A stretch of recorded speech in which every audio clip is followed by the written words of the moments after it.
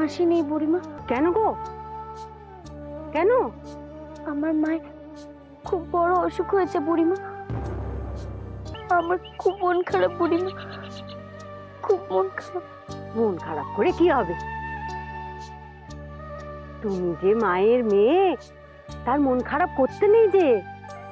তাহলে ঠাকুরের কাছে মায়ের জন্য প্রার্থনা করো। আমি যাব, আমি কলকাতায় যাব।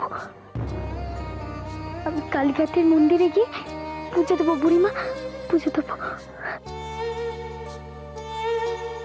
মারলি কেন ভাই? পাগল পাগল হয়ে গেলি নাকি? হ্যাঁ, পাগলই হয়ে গেছিস।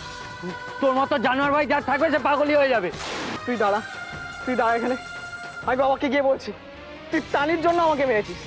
তুই দাঁড়া এখানে, তুই দাঁড়া ভাই, তুই দাঁড়া।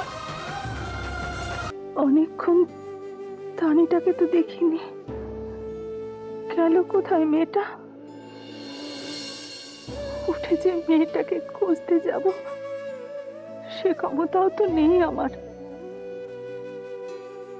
ও তানি, কোথায় গেলি মা তুই? আমার বুকের ভেতরটা এরকম কাঁপছে কেন? তানিটা আবার কোনো বিপদে পড়লো না তো? বৌদি, কি হলো? আর এক কাপ চা চাই, তাই তো? আরেক কাপ চা হলে মন্দ হয় না। তবে বৌদি, আমি তোমাকে এই কথাটা বলতে আসিনি। তাহলে বাবা কড়া আদেশ করেছে, কি? আজ থেকে এ বাড়িতে তানির জন্য কোনো রান্না হবে না। তাহলে তানি খাবে কোথায়? না খেয়ে থাকবে। আর এ বাড়িতে আর কেউ নেই যে তানির জন্য লুকিয়ে খাবার বাড়বে বা তানির জন্য কান্নাকাটি করবে। তাই মা যতদিন না সুস্থ হয়ে উঠছে ততদিন তানিকে পেটে গামছা বেঁধেই রাখতে হবে।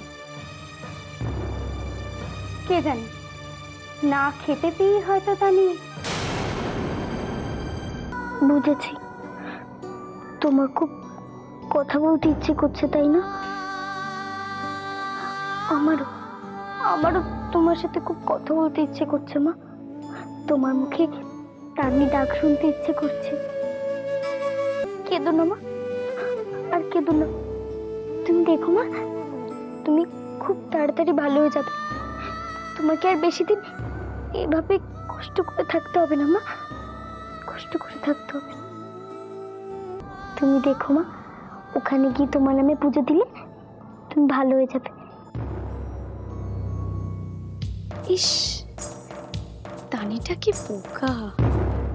ও নাকি কলকাতায় যাবে মায়ের জন্য পুজো দিতে। আচ্ছা, তোমাকে এসব কে বললো? আমাকে কেউ বলেনি, আমি নিজের কানে শুনেছি। তানি মাকে বলছিল ও কলকাতায় যাবে। বাবা, স্বপ্নও দেখতে পারে বটে। ওকে এসব বুদ্ধি দিচ্ছেটাকে?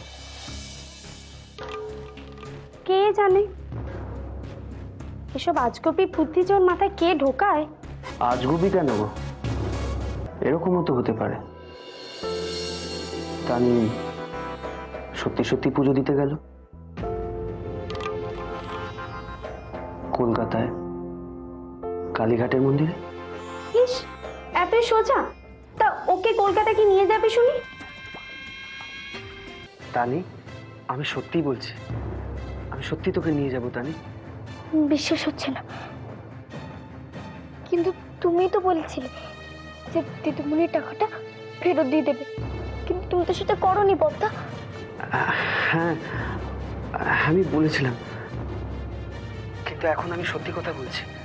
তুই বিশ্বাস কর তানি, তুই আমাকে কিছুতেই সহ্য করতে পারিস না, কিন্তু বিশ্বাস কর তানি, মানুষ তো সবসময় একরকম থাকে না। এই আমি মায়ের দিব্যি কেটে বলছি, আমি তোকে সত্যি কালীঘাটের মন্দিরে নিয়ে যাব পুজো দিতে। সত্যি বর্দা?